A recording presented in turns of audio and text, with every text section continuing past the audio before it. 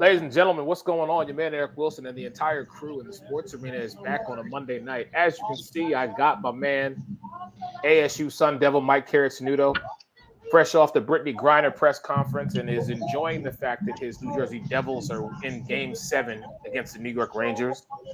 I got my man John Scheer fresh off the NFL draft, Sideline Sports Zone, coming back from Kansas City. And you see I had to get a guest in here because he called me up before the draft and said the one thing I can't stand more than anything, he is very quick to say to me, with our first pick, we're going to win a Super Bowl, right? And I was like, Jesus Christmas. So welcome my man Walt in the building, him and his green screen. God only knows what he's doing. So fellas, what's going on? What's good? How's everybody doing?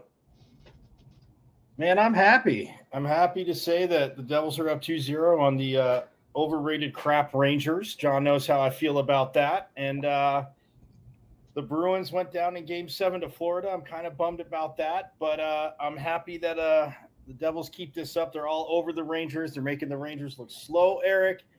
And then it means they get to play Carolina, which I have been waiting for in the playoffs when it matters. We will get to NHL in a little bit, but since we got our guest here, let me make sure. Walt, you in the building. Can you hear us okay?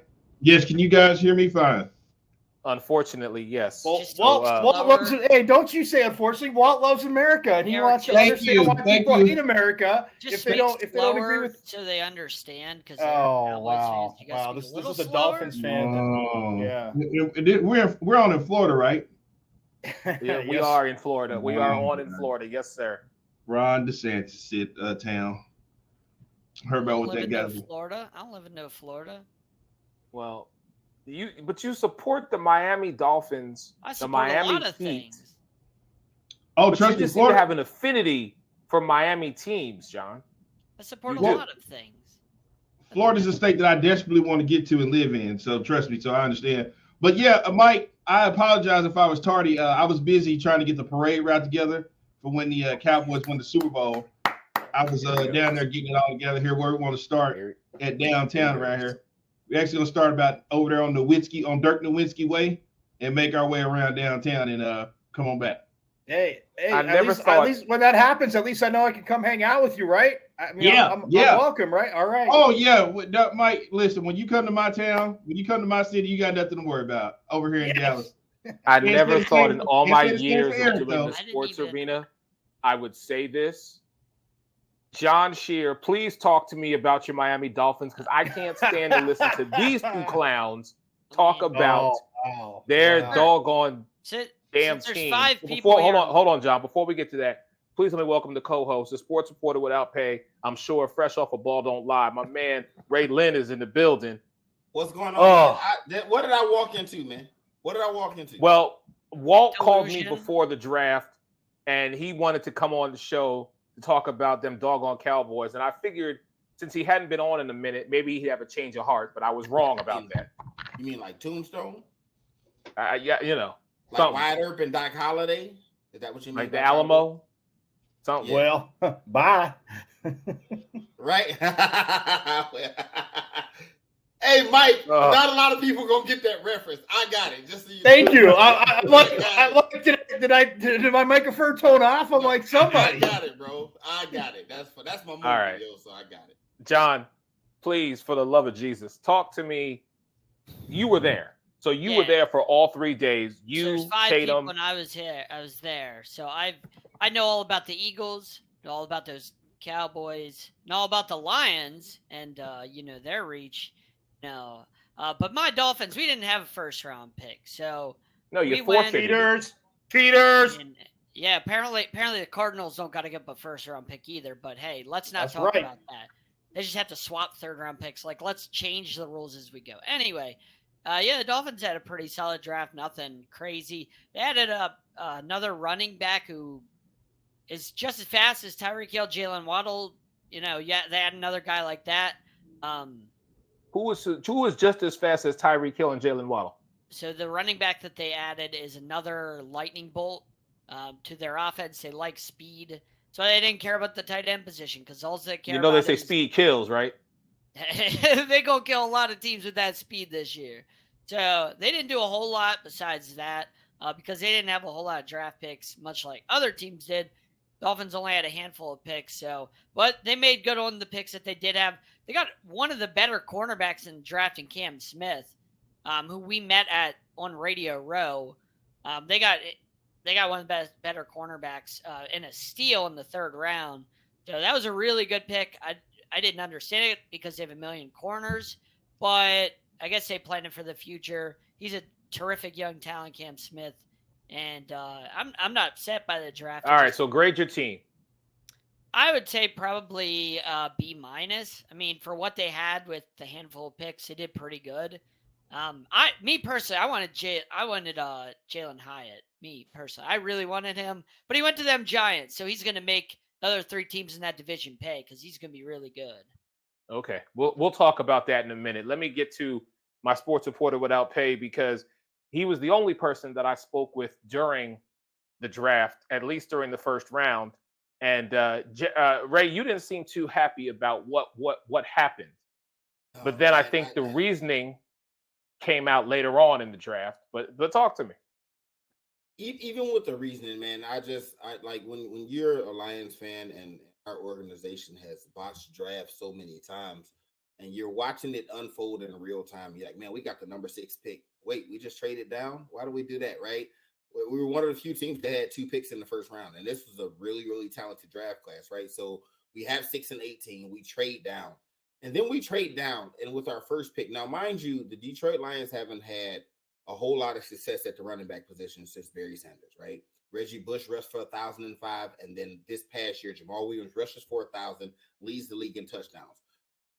Word on the street is we set aside X amount of dollars that we were willing to pay him. And then we paid that money to David Montgomery at 3 years, $18 million, and let him walk to New Orleans for $12 million. Only the Lions would do that.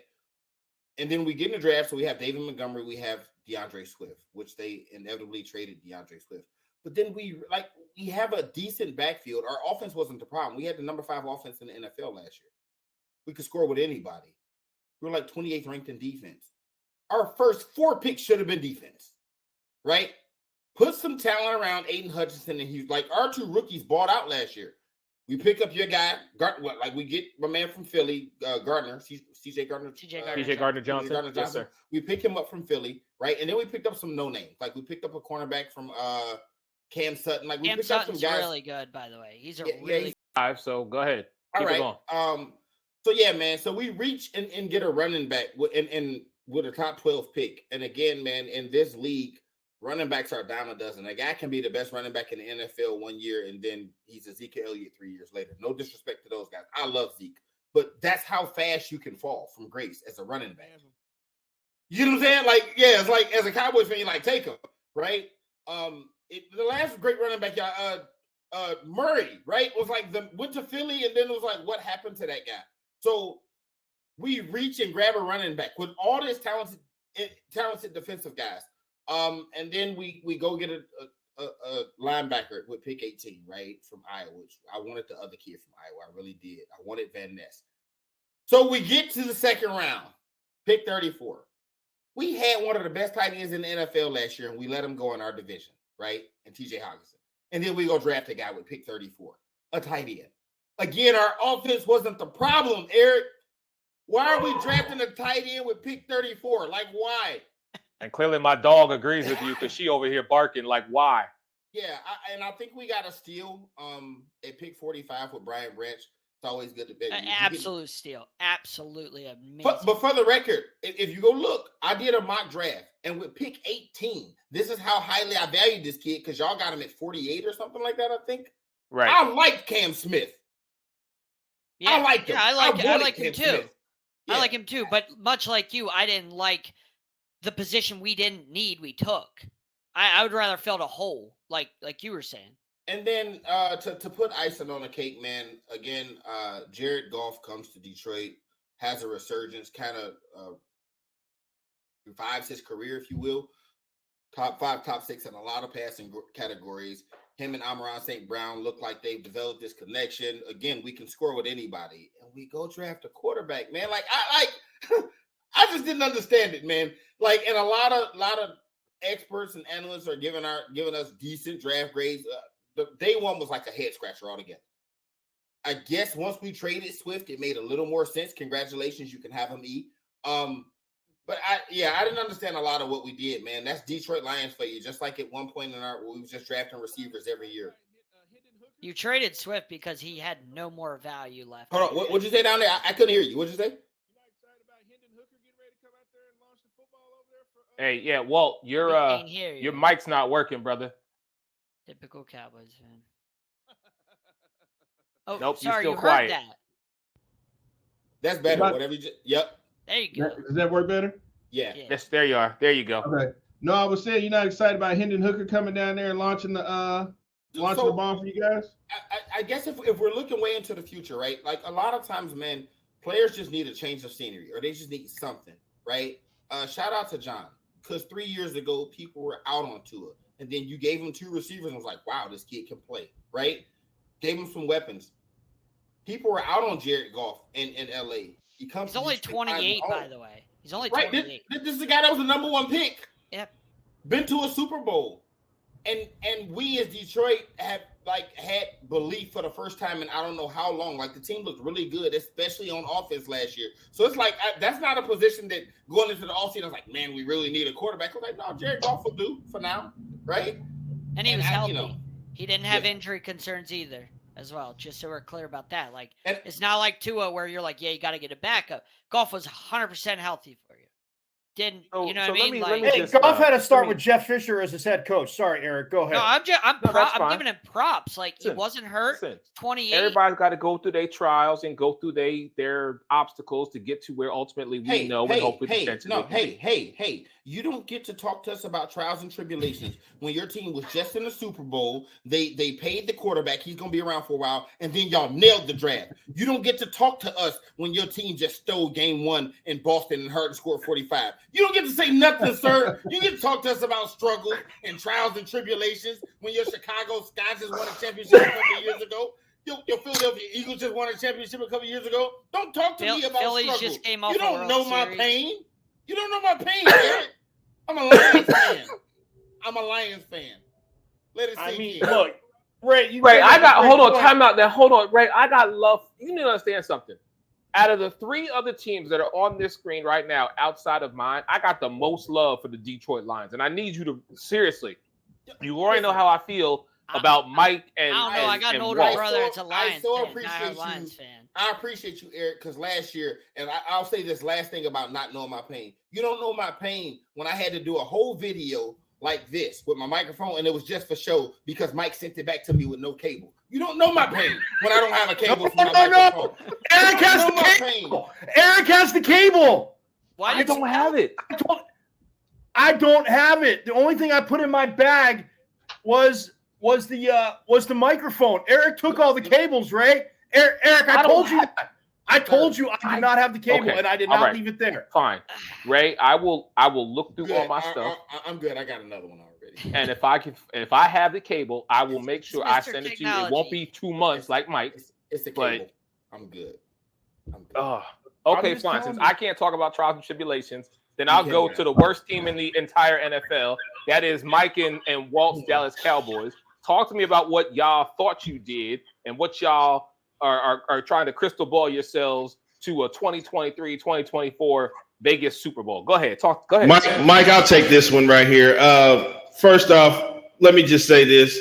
The Eagles had a very good draft. Huh? You sound like you in the stadium. What are you, Kevin Hart? The Eagles? I put some fire on it. I switched microphones. Hold on. Okay, no, go ahead. Is this better? That one is working. Just go ahead. Sure. You good. We can hear you. Go ahead. I'm gonna turn the volume down because I don't want to listen to you. Hold on. It might. I got one of the wireless microphones like y'all got. Let me make sure. Okay.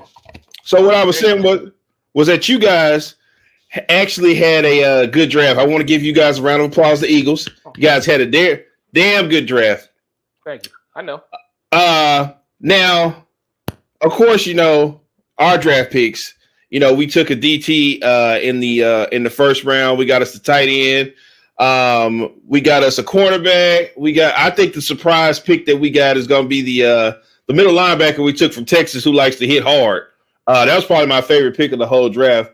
But I think the Cowboys did good this year. They didn't stray away from the board. They didn't go for awe factor. They stuck to the board. They got the players that they wanted and that they were looking for, and they got it all over YouTube. You know, all the players they drafted where they're showing the phone calls and everything, and stuff like that. And the last pick, Vaughn, his pops actually works on the team, and that's been a touching moment that's been going around. But I like what the Cowboys did. Now I will admit we were live at a bar over here, and I had to walk off the set because I was a little upset about the first pick because I wanted a tight end. I was a little emotional, but I had to realize that my guy Jerry knows what he's doing. Jerry has never steered me wrong. Time out. He's never hold on, Mike. He's never steered me wrong. And he knows what he's doing. He knows what he got over there. So he's never lied to me or done me wrong. So I trusted what it was. But yeah, man. And yesterday we did a draft show, and I gave the Dallas Cowboys a B for their draft yesterday. Yeah, I mean, I can see it, but I'm just saying. Yeah, as in busted. No. Wow. As in broke. No. Eric's such a funny guy. He just has all these jokes and Yeah. I'm just saying. yeah. Well, Why is it that? Here's look, my question look. to both you and Mike. And Mike, I'll let you answer this, please. Why is it that every time it seems like Dallas is about to pick a player, a highly touted player, or a player that is a complementary piece to your team, somebody likes to jump in front of y'all and take that player? I think Dallas Kincaid was on our board. I saw Dalton. That's Kincaid. why. I saw Dalton Kincaid. Obviously, the last 2 years just shine, being at Utah, being in the Pac-12, and what he can do. And when You're wearing a New Jersey hat, by the way, Mike. I know. They're still up 2-0. Oh, they're up 3-0, baby. 3-0. All right. Here we go. Anyway, no, but Dalton Kincaid the last 2 years, look, once they let Dalton Schultz go, I figured they're either – I'm with Walt. Dan Quinn's going to talk about, okay, I'm staying. We're addressing the middle of the offensive line. I mean, we always talk about Seattle's Legion of Boom, Eric, but it also started with when they have Bennett in the middle up front. Like, you need that guy up front that's not just going to get thrown around, guided out of place. So I like the pick, but the fact that the Bills jumped him, it pained me because once I saw the Bills trade up, I'm like, they're going to take freaking Kincaid. They're going to do it because this kid all season long, when Utah, again, early on, had some offense, had some injuries, he's just you see this guy, you're like, oh, we can guard him. And then he's just dancing it. Ask USC the first time they played him. He just tore apart the SC secondary by himself that night. It was insane. Hey, Mike. Are we talking about a Buffalo Bill or Dallas Cowboys? No, I'm talking about Kincaid. The Cowboys wanted he's him, not a but Cowboy. thanks, genius. If you actually hear Jimmy and not just pretend to listen and actually hear, like it's not 1972. I know we got to go back to then for you to hear, but the Cowboys would have taken him. But look, once they did that, Dan Quinn's like, fine, if they trade up, you go to the best. Well, Mike, I got something to tell you. Real quick. Before that pick happened, we had distinction in the war room between Mike McCarthy and Dan Quinn. Mike McCarthy wanted to take a tight end, and Dan Quinn wanted to go defense, and they were going at it in the room before Buffalo came up and took Kincaid, because I guarantee you if Kincaid was there, Mike McCarthy was going Kincaid, and we had a little friction between those two in the war room live that night. Look, there's always going to be friction in the war room. Come on, if a scout feels somebody Not should be in Philly's drafted, war a room. coach. Come on, man. Not this year. Eric complains for years about Philly's war room and draft, and now not in Philly's room. No, but look, if Kincaid was there, I would want to go with him too, because the last two drafts, and especially Dan Quinn's first one, as you know, it was all defense. But look, man, you take a run stopper like that, you take a guy that's not going to get moved, and with what you have outside, we know what you have outside, and being able to move guys around, that's absolutely huge. But it does bum me out because, I mean, tight end wise, him sitting right there, the top tight end in the class in Buffalo. Yeah, because Buffalo needs it, of course. They do. They do, because Dawson Knox They do. is so because terrible. besides And Stephon Dawson and Gabe Davis, who you got? Are you kidding me? Dawson Knox, I know he missed a few games for injury, but the guy's been healthy pretty much his whole career. And as a tight end, you need that 2 tight end set, and that's something that Buffalo right, doesn't have. Well, and now the Cowboys they do. got rid of theirs. So, but yeah, I knew once Buffalo traded up, they were going to do that. And then, Walt, to answer your question, I mean, the friction I could imagine, or the debate, I guess I would more so say, was going to happen. But yeah, I mean, I like the first round. I like the picks, and I just hope that. Again, defensively, it works out. You go 8-9 or 9-8 or 10-7 again. Okay. Is that what y'all hope? Okay. Actually, sir, we were 12-5 last year. Thank you. Yeah, we were 12-5 the last 2 I'm sorry, years. but That's okay. Thank you. Yeah, we're on the 12-5-3 right here. Who had a better record than you guys and was first, not only in the entire NFC East, but the entire NFC? Who was the first? We did who was beat it? Philly Please say was. it. Who was Philly it? was. You guys were. Okay, it's fine. thank you. I can Just say wanted to it. make sure we understood that. Dallas. Put that out there. You lost Okay? in Dallas. It wasn't Dallas, which everybody anticipated Dallas being. Everybody thought, oh, this is Dallas's year. Dallas is going to make the run. They're going to win the division. It's our year every year. How What are you talking far about? that get you? It's our year every year. What are you talking about? Hey, but Okay. Ray, I saw your post, and I get what you were saying real quick, but that guy they took, I mean, from a returner, the kid from Alabama, as much as you always get stuck seeing Alabama on TV. I will say this, man. I mean, the kid's definitely a home run hitter in the slot. He goes out in the slot. There's not going to be too many people that are going to cover him. I mean, it's going to be matchup nightmares. You say like Amon-Ra St. Brown, Eric's talking about weapons, and I get what you're saying, but to me, I'm like, wow, DeAndre Swift, and I thought the same thing. I'm like, well, I guess he's on the trading block is what I thought, but I like that pick by them. But Mike, here's the thing, right? Do you remember? I know Eric remembers because he was scared, right? Do you remember what happened when we played Philly in Week 1 last year? Yes. Yeah, you battled all the way back and lost, right? Yeah. In Week 4 or 5 of the NFL season last year, I remember talking. I was saying we had at that time the number 1 scoring offense in the NFL through about 5 weeks, and we were dead last in scoring defense. That's a recipe for disaster. We don't have a problem on offense. We don't have a problem scoring points. So, yeah, the kid's explosive. We had that already. We had talent on the offensive side of the ball. You can't stop nobody, right? You know what happens when you have a top 5 offense and a bottom 5 defense? You wind up 9-8. Well, you guys got a really good running back. I'll tell you that. And next year, the draft is there with y'all next year in Detroit. But But point, right? You just proved Ray's point. Like he said, we have one of the best offenses in the league. Like they had one of the best offenses in the league. They already had explosive backs. They were one of the best. They have DeAndre Swift, and now he's in Philly. Jamal Maybe Williams it started to be a broke Barry contract thing. Sanders' rushing touchdown record for the franchise, like in a season.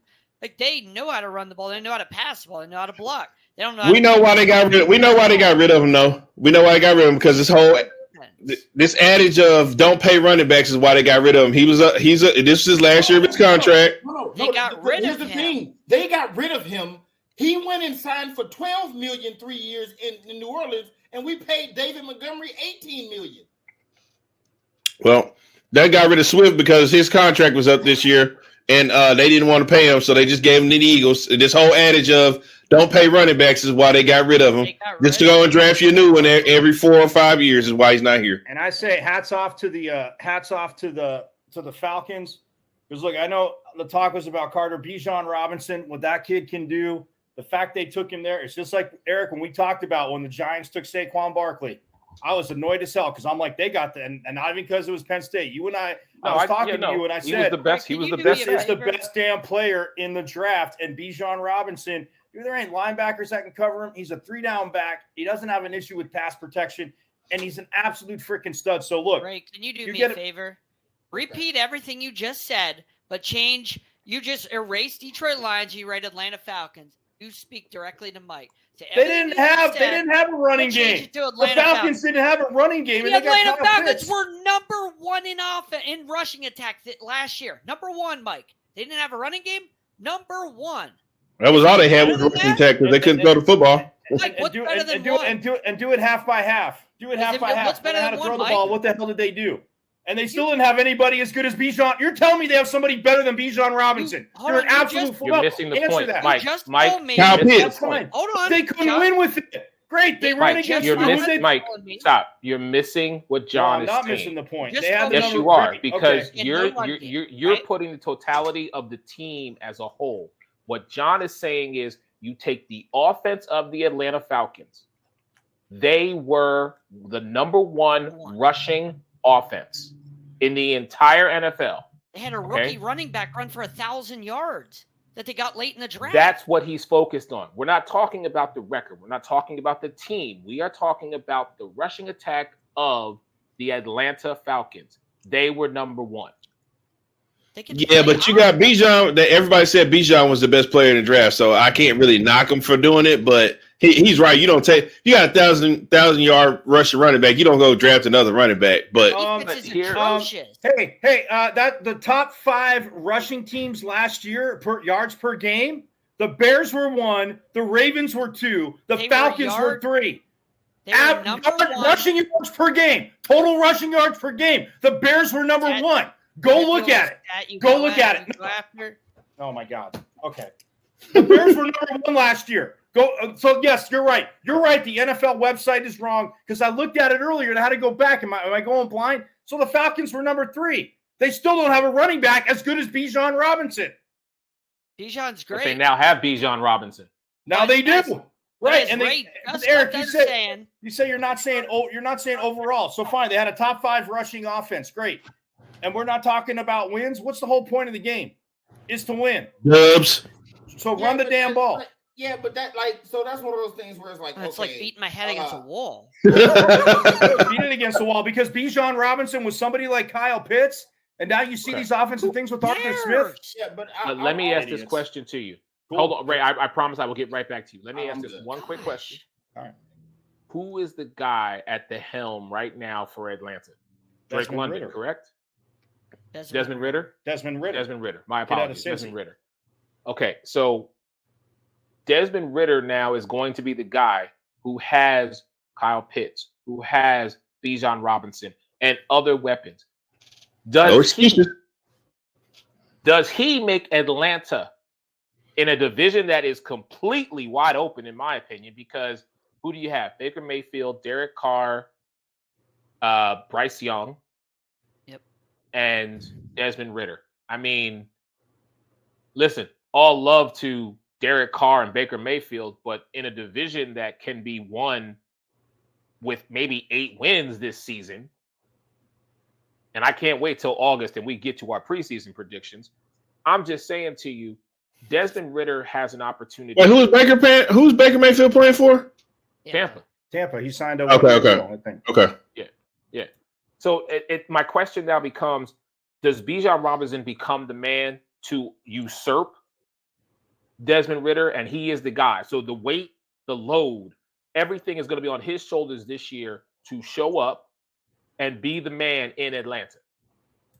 That's what you're saying by him being drafted by them. And you're saying it helps his development. Running back who was on that team.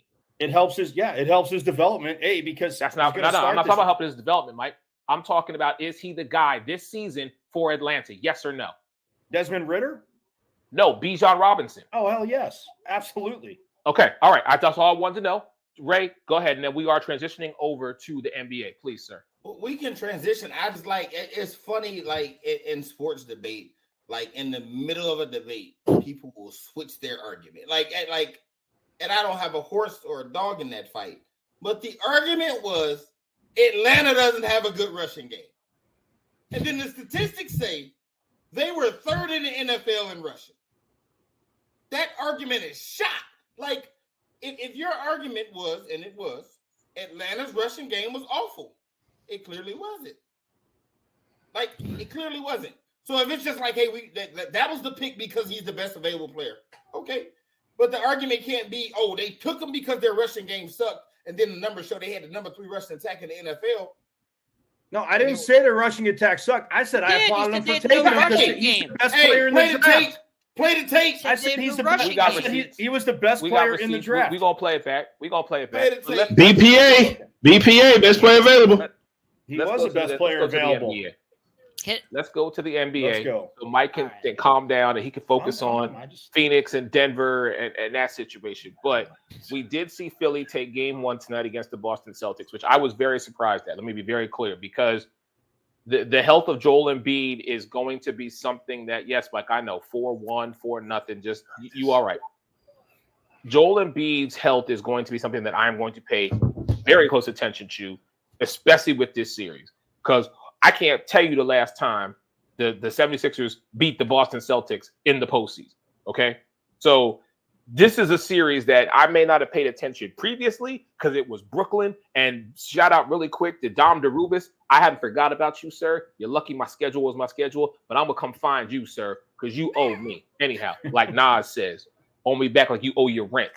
My point being, this series has got to be one that Philly is lights out, and I have a true concern when Joel Embiid is not at the very least 85 to 90%. But James Harden stepped up. As my friend texted me while we're here tonight on the Sports Arena, part of the No Filter Network, he said, James Harden walking in looking like Cookie Monster and drops 45. I'm like, hey, got milk? That's my answer. You know what I'm saying? Because hey, let me tell you this. Don't get high off that James Harden supply, because he's going to go celebrate at the strip club tonight. And he's going to come back and give you a 5 or 10 point game next game. You know what? Walt, we're friends, but you watch your tongue about James Harden. Nah, hey, listen. He's trying to get back to Houston anyway.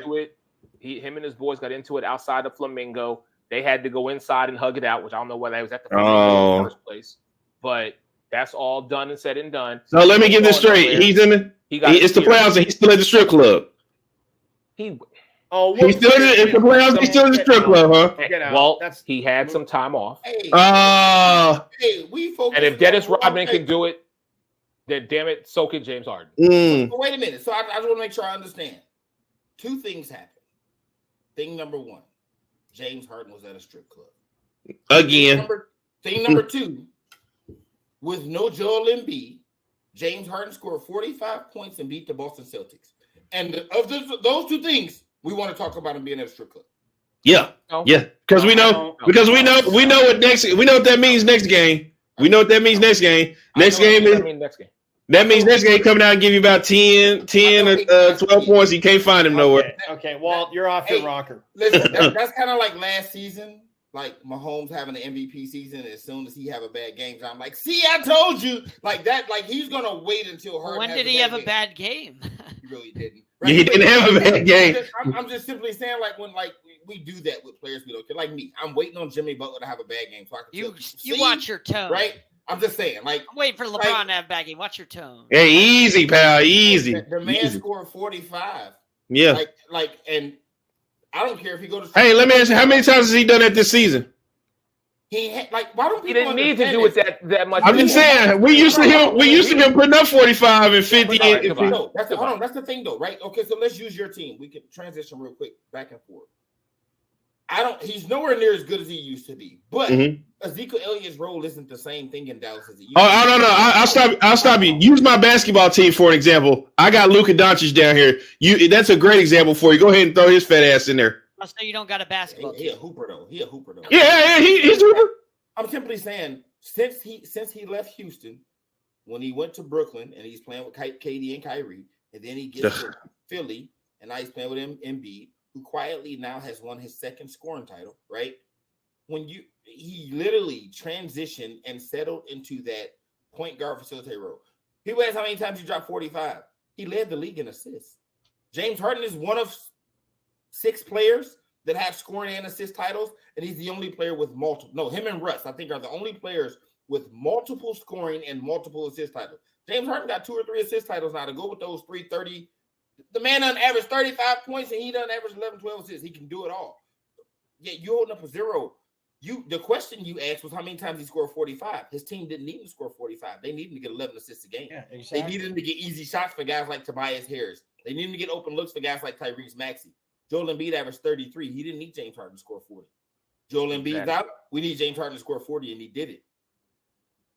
Okay. Well, I hope you get it again next game because I know what's going to come next game. I'm not a Philly fan. What's finna come next game? What's finna come next game? Get ready to give you about 10 or 12 points, and you ain't gonna be able to find it. I'm gonna tell you right now. The minute James Harden, because that game is Wednesday, correct? It's Don't Yeah. fall into that the trap. minute. Don't fall into that Hold trap. on, no, this is what I'm saying. Yeah, The fall minute for James it. Harden Come on for scores it. more than 12 points, be prepared to get a text from me. That's My all I'm saying. phone, my phone is open all day, every day. Yep. Yeah, it will be open Okay, all sure. day, every day. 13 free throws. Eric, you let them do it. You know, he don't want to get a man his props for what he did tonight. He want to say, "Watch what happened." I give him all the props to where I'm very proud of James Harden. But I just know what this means next game. Okay, I- first of all, 45 James tonight. Harden, ever since Kyrie was a baby in Brooklyn, and James Harden's like, I'll play point guard, I'll facilitate. God. The 2 games they were together, fine. And he did. But Eric, what this does too, getting game 1, yes, obviously we want Embiid to play. But you did get one on the road already. You got home court. Embiid could sit out game 2, man. Let his first game be in Philly. No. So I don't think you want that. No, I don't think you want that next game. I would. Uh-uh. The I way think you they- want that next game. The way they play, and No, Harden because Mike, and Wall's if there wrong, is Harden Mike, ain't gonna listen play to like me. that. Mike, stop it.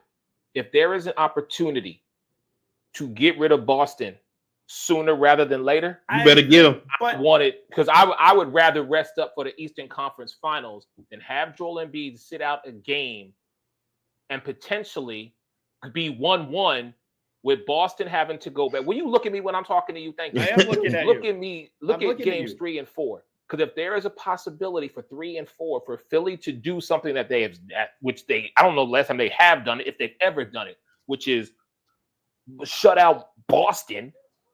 Come on, man. Yeah. I'd rather sit them rest of them I games get and say, it, okay, but- now but everybody I rests have the as attitude of opposed to Joel.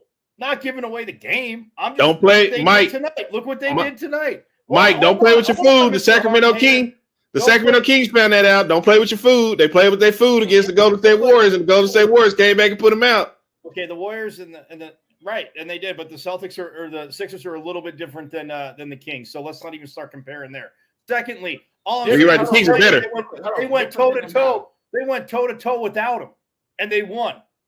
And I mean, again, Harden without him in there, I'm just saying, like, Nope. if he can't go, Harden- If Joel can come Get back, high off the Harden supply, come back Mike. to- I'm out.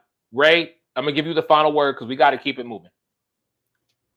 Oh no, I'm good. I'm good on that. Okay, then let's Whatever go you got to next. The Knicks. Are the Knicks going to win this series?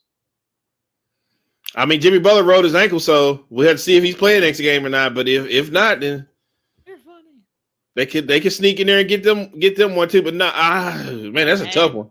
You watch That's a- basketball? Have you? that's a Do you tough know one. who the Knicks are playing?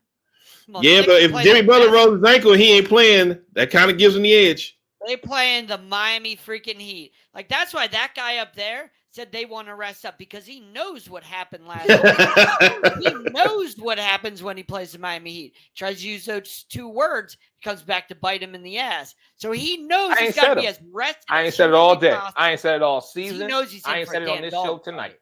You say, we got to take care of Boston so we can rest up because you know what's coming. If you Yep. have to play, Yeah, I want a healthy you Embiid know it's a damn 7 for game the rest dog of the fight. series and for the next series and for the finals. Oh, you ain't That's getting what to I the want. finals.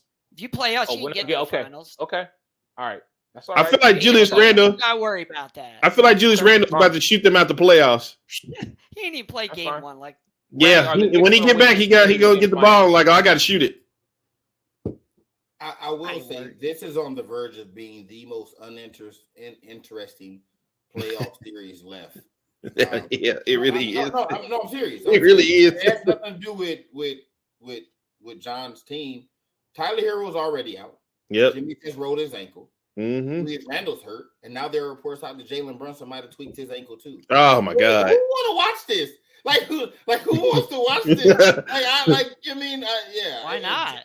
Somebody who really loves basketball, Ray. They I want to love win, man. basketball, but part of loving the sport is watching the stars do what they do and be great at it, right?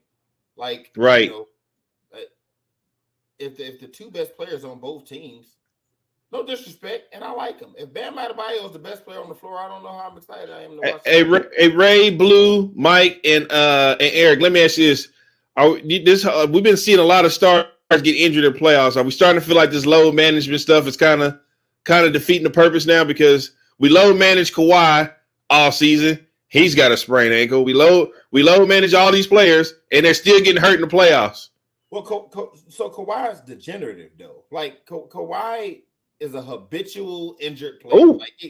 Like He's got the you Todd know, Gurley knees. Like it's not like he's load managed for. He hasn't been healthy since 2019. They won the title, right? He's been injured every year since then. So I mean, him. Well, they even load managed him that year, Ray. They load managed him in 2019 in the regular season. Yeah, Yep. I mean, he's the kind of guy. I mean, guys like him, AD, like you just hold on and hope that it goes well, man. Like those guys, are like Mr. Glass.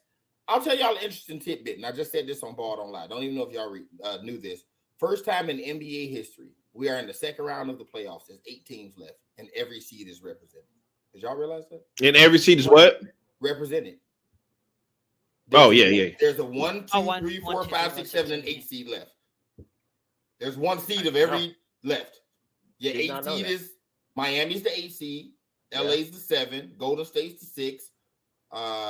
New York's the 5, Phoenix the 4, Philly's 3, Boston's 2, and Denver's 1. And I think this is the first time we got 2 play-in teams in the second round too. Since they started to play in. Miami ain't no playing team. Playing is stupid. Yeah, that's why Milwaukee should be ashamed of themselves right there. I know Giannis gave a great speech about failure and all. It was a great speech and it was moving, but that was a bunch of bullshit. I'm sorry. All right, so let me go to my man Ray, because this is a series that I know he's paying close attention to. It is the Los Angeles Lakers and the Golden State Warriors. So Ray, I ain't talked to you in a minute, bro. I gotta see how you feeling about this. And it's kind of funny because a lot of Lakers fans, whether they'll ever admit it or not, right? Going back to the days where they wanted to kind of pit Kobe against LeBron, a lot of us couldn't stand LeBron, right? And then he comes to your team and you got to kind of accept him. But before he came to your team, a lot of Lakers fans, a lot of Lakers fans fell in love with Steph Curry. Like, Steph is my guy, right? I'm a Laker fan through and through. If I move this green screen right here, all you're going to see behind me is Laker stuff on the walls. If I turn all you're going to see is that purple and gold. Y'all see it back there. Y'all see the magic fat head on the wall. Like, this is a Laker man cave, right? This is going to be a series of who can make who play their style of basketball, right? The Lakers want to slow it down, grind it out, right? They want to play inside. They want to be physical. They want to beat the Warriors up, right? Because people think Golden State is soft, and they're not.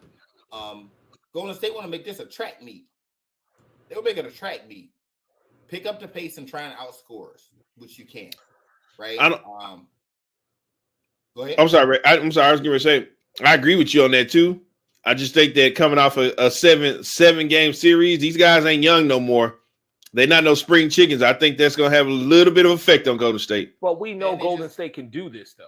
This is nothing new for Golden Yeah, State. but I mean, if the only way, just like I told everybody, the only way they can win game, it takes Steph to have to score 30 to 40 points for them to stay involved in games. If not, he can't score 30 or 40 points, they're not winning. He can put up 30. Here's what's really weird about that game 7, and we're going to get to that later and keep the same energy. It's not often the rest of the team going to play that bad. Like, Clay was 4 for 19. Jesus Christ. Wiggins was awful. Poole was awful, right? Like, Looney was your X factor. Right, he was, which he's not going to get 20 rebounds against Anthony Davis. Then again, before the series, I would have said he wouldn't have got 20 rebounds against the guy who led the league in rebounding. And he did. So, I think this is going to be a long series. This is a 6 or 7 game series, man. It's funny. I did give y'all I did a post on Facebook, and what I said was it was a meme. And on one side, I had a picture of Kobe Bryant and LeBron, Kobe and Melo, Kobe and KD, and then Kobe and Kawhi. And it said, the rivalries y'all wanted. And on the right side, it was a picture of LeBron and Steph. Did I say Kobe all them times? I meant LeBron. Y'all know who I meant. LeBron and KD, LeBron versus Melo, LeBron versus Kobe, LeBron versus Kawhi. Like, those are the rivalries y'all wanted. And then on the right side, they had LeBron and Steph and said, this is the rivalry y'all got. Because when you look back into 2010, LeBron and Steph for this era is what Magic and Bird was. Like, the championship went through those guys. Yep. And they duked it out. This will be their 5th time facing off in the playoffs. That's a rivalry. Yep. They play different positions, but it's a rivalry, man. And, like, they respect each other, man. It's going to be fun watching 2 of the greatest hit. I wish it was the Western Conference Finals, right? But it's not. Oh, I think a lot of people agree that that's what they want. If you could make that match happen for the Western Conference Finals, that would be. I mean, it already is going to be sellout. Must see TV. Exactly. I will say this: The most interesting thing is this. Who could imagine before the playoffs, before a season started, they come the second round of the playoffs, the most intriguing, interesting, going to be highly watched series would be the 6th versus the 7th seed. I was just getting ready to say that everybody wanted to see Phoenix make it to the Western Conference Finals and play one of these two teams, but I just thought they just went on Denver just went on a 14-3 run, so that ain't happening. All right, so really quick, before we transition to Suns Nuggets, and I like the way you work, Walt. Who's coming out of this series between the Lakers and the Warriors? John, who's winning this series, Lakers or the Warriors? Yeah, I gotta go. It's the same thing I said in the Kings series. I said until it don't matter how far they're down, until you actually kill them, like they ain't dead. So I gotta go with the Warriors, man. Until they're actually dead. Okay. And Curry's, just so you know, Curry and LeBron are 10-10 versus each other in regular season games, and 15-7 Curry is versus LeBron, I believe, in playoff games. I believe. All right, Mike, who's winning this series? Well, Ray always says he's Steph Curry. People don't give him enough credit. Greatest shooter to grace the court. I'm going Warriors, man. Walt, who you got? Man, this is tough right here, man. I think they're going 7 games against the Kings has worn them out. I think I'm gonna take the Lakers. Ray, who you like? I'm not doing that. No, sir. I kind of didn't want to give a pick either. I agree with you. I tell you what. I made this pick on Facebook. I'm gonna go out on a limb and say the series will be won in 5, 6, or 7 games. I know, right? Mike Cartenuto type stuff. I'm gonna go with the team with the gold jerseys in California, led by the 4-time champion, aging superstar. Put his ass in timeout. Put his ass in timeout. All right. My pick is very simply this. As long as the Splash Brothers are on the court and Draymond's going to get in somebody's grill and in somebody's mind, I got to go with the Warriors. You can count him getting suspended again this next series, too. He'll get suspended again. Suns Nuggets. Is it over? Like, what's going on, Mike? Talk to me. I need to know. It's not. No, it's not looking good. It's not looking good right now. The Suns are down by 2. It's 32-30 in the second quarter. And Walt's talking like they're the Mavericks. First of all, the Suns aren't as sorry as the Mavericks, Walt. So yeah, well, we got issues right here. Don't bring up my Mavericks. Yeah, well, they got a lot of issues. But I'll say this: like, it's not surprised what Jamal Murray has done. What have I said for the last year and a half, Eric, about Jamal Murray? Like, everybody says, oh, bubble, this and that. Like, the guy is talented. Now you have a 2-time MVP that can actually relax and play more of the game because Jamal Murray is healthy. We're talking about injuries. Jamal Murray is playing. I mean, look, I know the Suns in some of those seasons were obviously tanking for draft picks, and you and I talked about that before, Eric. It was, it wasn't as maybe as blunt, like I said, or as blunt as they were doing it in Philly with trust the process. But the Suns' substitution patterns in the fourth quarter, the year before they drafted Ayton, could have had Doncic or Ayton, right? I mean, there's substitution patterns. I'm like, I could coach this team at this point. I just look down the bench, Eric, Ray, go in. Like, there was no rhyme or reason to it. But they said Jamal Murray coming into this, and I was looking at records, is with when Booker plays and Murray has played, Murray is 15-2 against Booker. Granted, yes, there's 4 other people on the court. We know that. But look, I mean, with KD, with what Devin Booker can do, like, I mean, the game comes to him. Yeah, Chris Paul needs to step a little more. DeAndre Ayton, I know, Eric, don't fall out of your chair if you've heard me say this before. DeAndre Ayton needs to quit being damn soft. Dunk the damn basketball, set a tone. Run the pick and roll. Yeah, he can hit that floater, fine. You're at the rim. Stop with the stupid 1-foot layups. I mean, look. Hey, man, he got that man in front of him. Anybody that's not 6'11", like, would say, man, I wish I could dunk. Like, if I could set a tempo like that, I'm that big, I'm throwing it down on somebody's freaking head. If I miss, foul, whatever, throw it down. But no, I mean, it's not over. Look, I do think they'll settle in. Obviously, Denver's all hype, but I think the Suns get the win tonight. I think KD has a huge. I know it's not going out on a limb, but it's not a waffling prediction, Ray. KD has a huge second half. The Suns win this game, and they come back here tied at 1. But I told you from the beginning, if they play, Eric, this is going 7 games. I took the Suns in 7. So, I mean, they got to get obviously one in getting one in Denver is going to be huge, but I don't see him losing to Denver. I love Jamal Murray. You know that, the Joker, what he's done. Michael Porter Jr. looks good, but I just think that the depth they traded away, because like Ray said, back with the trade, you're not doing a trade if you're Brooklyn if Mikal Bridges isn't in the trade. You're not doing it. Now, if they could have kept Cam Johnson, I know he's not the same defender as Bridges. That would have helped the bench by miles. But again, you got to give to get. And obviously, I love having KD here in Phoenix, but I think they win this series. They win tonight, and Walt can sit there and come up with a good apology to me later about it, Eric. Hey, Mike, you know what? You make a good point about DeAndre Ayton, because his performance last game was the reason why KD struggled, because KD had to play offense and defense last game. Like, they paid this guy. When players stop playing defense. We need to have a conversation about that. Because of the 3-point, because players shoot too many threes now. There's no point. There's kind of no point to it. I can't. I'm tired of hearing people say, "Oh, these players don't play defense." But then when I'm watching games, all that I'm seeing is, games are 100. Games end with 130 or 100, anywhere from 120 to 130 points. Nobody's playing defense like that until like the fourth quarter in the games. So wait a minute. So I'm just asking, based on the final score, you think players aren't playing defense because it's a lot of points scored? Well, they shoot a lot of threes. They shoot a lot more threes now than they did back in the day too. A whole lot more. Like every shot's a three. Okay, but Ray, what's the one thing they talked? Like you were saying, but Sacramento. When you said what's the difference between Sacramento and Philly? Like all defensive. Now I'm not talking about crazy analytics, but defensive statistics wise, Sacramento was the worst in the league defensively. Now they could score, but in the playoffs, it ended up costing them. Statistically, they were the worst defensive stats. They were the worst. That's Sacramento. I'm talking about the idea. This is one of those old heads, get off my lawn things. Everybody says the league, nobody plays any defense. And then we'll turn right around and say, Cam Johnson isn't the defender that Mikal Bridges is. How's Mikal Bridges a defender? Nobody plays defense. How's Marcus Smart a defender? Nobody plays defense. Why is PJ Tucker in Houston and Philly starting lineup? He can't score. To play defense. Right?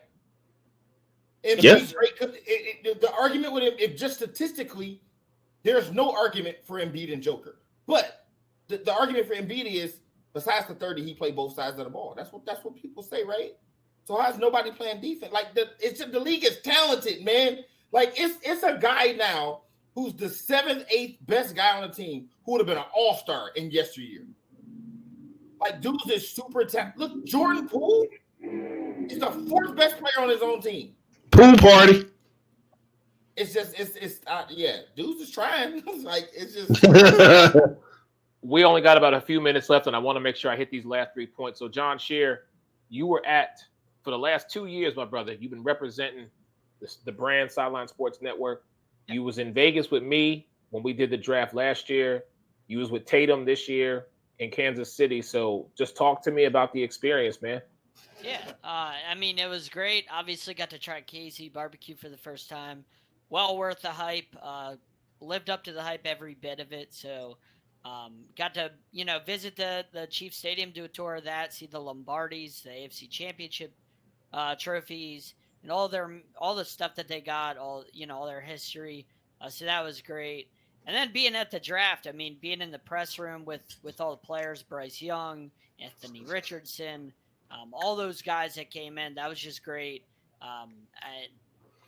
The draft was great. I wish that they would send more players to the draft as opposed to just 17, because there are supposed to be 32 picks. Dolphins got theirs taken away. There were 31 picks, and there's only 17 players sent to the draft. And 4 players were left over that got sent to the draft for day 2, and 3 of them went home. They decided they didn't want to stay to walk on stage for day 2, including Will Levis, who, is overrated, and I don't understand the hype. There's a lot of great drafts, man. A lot of teams. I said this, and I'll coin the phrase. I said there was a lot of luxury picks. I call them luxury picks because there's a lot of teams that can't afford to make those picks, like the Detroit Lions, like the Atlanta Falcons, like the Washington Commanders, can't make the picks that they made. They're bad for a reason. No offense, Ray, but those teams have been bad for a long time for a reason. You got to make the smart picks. The Eagles could make a luxury pick because they have the 10th pick in the draft, and they just went to the Super Bowl, and they have the 30th pick in the draft. They trade up to 9, but they can make a luxury pick because they're arguably the best team in football. The Falcons can't. The Lions can't. So a lot of teams I noticed were making boneheaded decisions, luxury picks. Even the Minnesota Vikings, I said they made a luxury pick. Oh man, Addison's so great. Oh, that's fantastic. You put up a lot of points this year. Guess what you can't do? You can't play defense. Guess what happened? Guess what Daniel Jones did to you? The only 300-yard game he threw this year was against you in the playoffs. Daniel Jones doesn't throw 300 yards. He doesn't throw multiple touchdowns. He did this against you, and he ran the ball. Like, you can't play a lick of defense, Vikings. And what did you do with your first-round pick? Instead of taking Joey Porter Jr., who was a fantastic pick, and you have no cornerbacks, and you just lost Patrick Peterson, who's a really good corner for you last year, you went and said, hey, just like the Lions, just like the Falcons, we need more offense. We need to go and draft a receiver. We need him right beside Justin Jefferson. Like, that's what I got out of the first and round. KJ Eric, Osborne is teams making picks that they thought were sexy picks instead of making the smart picks. Steelers made a lot of really smart picks. Like, a lot of teams like that made a lot of really smart picks. And you had teams just doing the sexy thing instead of doing what the Eagles do, build from the interior. They're just like, yeah, sure, let's put up more points, more offense. Instead of being well-rounded, teams were just making dumb picks, and that's why you're going to keep seeing the Chiefs, keep seeing the Eagles, keep seeing teams like that stay where they're at because the bottom feeders can't get out of their own way. They keep tripping over their own clown feed. What did the Cowboys do? They went and drafted an interior. That's a smart move. Instead of doing something, because I expected them to be like, hey, let's go get a wide receiver because we always do that. They went and drafted an interior. I bet Jerry Jones probably didn't want that, but he did the smart thing. Oh, easy. We stuck to the board. That's what teams weren't doing in this draft. Because teams didn't do that, Eric, Christian Gonzalez, one of the best corners in the draft, Yep. Bill Belichick's lap at 14. The Lions should have taken him. Actually, he went back because the Patriots fell back to 17, didn't they? I believe it was 14, but regardless, No, they traded back because they were at 14. Yeah, they were at 14 and they moved back. That's my point, is that the Lions could have had him at 6. Traded back to 12. You could have had him at 12, which was amazing. But value. John, here was my favorite thing to Christian They Gonzalez. had him at amazing value at 12. That's a perfect spot for a guy I thought you should have taken 6. He was mocked 6. And you're like, running back. And what do the Patriots do? Oh, we get Christian Gonzalez, arguably the best corner in the draft, if not the second next to Witherspoon. Like, I don't understand what some of these teams are doing, man. It just makes no sense. Okay. Sorry. All right. We will touch on that at a later time. Mike, really quick, because I got to get to Ray to end the show. Talk to me about, because you were there at Brittany Griner's press conference, so you got to be quick about it, though. No, I mean, it was awesome. It was pretty emotional. She seems to be in, as good of a spot as you could imagine as possible. I mean, coming back and actually, I was going to ask this question, and the reporter before me that was sitting right next to me stole it from me, but that's okay. So I didn't ask. But they just asked if there was ever a thought of, maybe not coming back to play basketball because of what she's been through. And she's been a big avid supporter of mental health. Well, she's like, no, I mean, if I hadn't, had the support staff, people around me, even letters that she said she got from, people I never even met that, when she was in Russia and, just having that base of, talking to somebody and, obviously her wife and the Mercury and just the whole league. And she was talking about the support, but she said there was never, she knew that, things had to go step by step. But once she was coming back, she said there was never a doubt that she thought she was going to, take this year off or maybe not play again. And just to support, just to see how, she got a little emotional with some questions, obviously, but it was just overall seeming in a very good headspace. And today, even her sound today, she was kind of, she was just kind of laughing because she's like, the rookies were asking me about coach. And she's like, well, I'm a rookie too, because obviously Coach Nygaard, Eric, took over before last season and she was gone the whole season, as we know. So, she's in good spirits. She's got, again, a great support staff, and she just talked about getting her basketball legs. Like we always talk about that back under her and stuff like that. So I think it'll be an interesting training camp. But she said she's very happy that Diana Taurasi didn't retire because she was bummed that she thought she might miss that send-off and everything. But really good headspace. And again, just moving forward. And they put a great mural outside because she partnered up with, bring people to the organization for bringing, wrongfully detained people home. And there's a great mural out front or by the arena, which we passed by quite a few times, Eric, but it's got her up front. And then all the other, I think it was 7 others that are, wrongfully detained. And that mural is outside, and she's doing that and says she has a lot more events coming up. So next time you're down there, Mike, take a picture because I'd love to see it, brother. All right, we're going to end the show like we do here on the Sports Arena, part of the No Filter Network. But before we ride out, and I'm going to let Ray close it out, big shout out to my man, Walt. Appreciate you joining us. Next time, wear a different shirt just because I can't stand that thing for more than 2 seconds. But anyhow, this is how we do it. It's called Keep That Same Energy, and I'm going to kick it to my man, Ray. Listen, y'all already knew. I already said we was going to talk about this Game 7 if, and I do mean if, Steph Curry had played absolutely awful. Had he played bad at all, had Golden State lost, all the naysayers, all the haters would have came out the woodworks talking this trash narrative they've been pushing for the last, I don't know how many years. Steph Curry's not clutch. He doesn't show up in the big moments. What I don't understand is where this life started and why people continue to run with it. Do we all remember when OKC was up 3-1 against Golden State? We all remember this, right?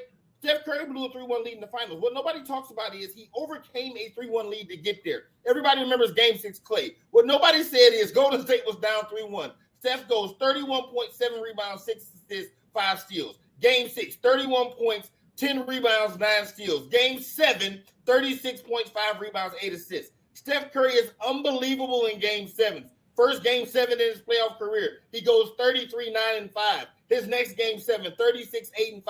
Had that horrible Game 7 in the finals. His last Game 7 against Houston, 27-10-9, and then he dropped 50 last night. Not Michael Jordan, not Kobe, not KD, not Wilt Chamberlain, not LeBron James. Nobody has ever dropped 50 in a Game 7. Steph Curry did it on the road, whereas Golden State has been awful this year, and Clay went 4 for 19. Nobody else on this team gave him any help. Dropped 50, got him up out of there. At some point, y'all going to have to start putting some respect on Steph Curry's name. That same energy y'all would have gave him if he played bad. That same energy y'all give LeBron and KD when they have clutch games. Keep that same energy for Steph Curry. Put some respect on his name. Ladies and gentlemen, that's going to do it for us, the Sports Arena, part of the No Filter Network. Again, shout out to my co-host, the sports reporter with up, Hey Ray Lynn. Catch it Monday nights, Ball Don't Lie, 9 p.m. Eastern on his Facebook and other social media platforms. Check out my man, John Shear, the face of Sideline Sports Network, all over the building. Tomorrow night, 8:30 p.m. Check him out on Facebook, YouTube, and all their social media facets. My man, Mike Carrotino, does the Pac-12 review not once, but twice a week, Mondays and Fridays, 10 a.m. Pacific time, 1 p.m. Eastern time. And then, your man, Eric Wilson, I'm back with y'all every Monday chance that I get. Walt, really quick, shout out where people can find you, my brother. You can find me on Facebook at Best for Business. You can find us on YouTube at BFBDFW. That's where our shows are done at. Of course, we do pre-halftime, post-game show for the Cowboys and the Mavericks down here in Dallas. And Blue Hawk, that comment you made about barbecue, when you come to Dallas, I'll show you what some real barbecue is instead of that stuff that I got over there in Kansas City. Hey, Eric. Yeah, Ray. I forgot one thing for y'all on the whole Steph Curry thing. 32.6 points per game, 7 dimes, 6 boards on 47, 42, 92. Those are his Game 7 numbers in his career. 32.6 points per game, 7 dimes, 6 boards on 47% shooting, 42 from 3, 92 from the free throw line. Put some respect on him. That's all. He's a guy you don't want to see in Game 7s. Period. Hey, we'll talk to y'all next Monday. Everybody stay blessed. For all of us at the Sports Arena, we out.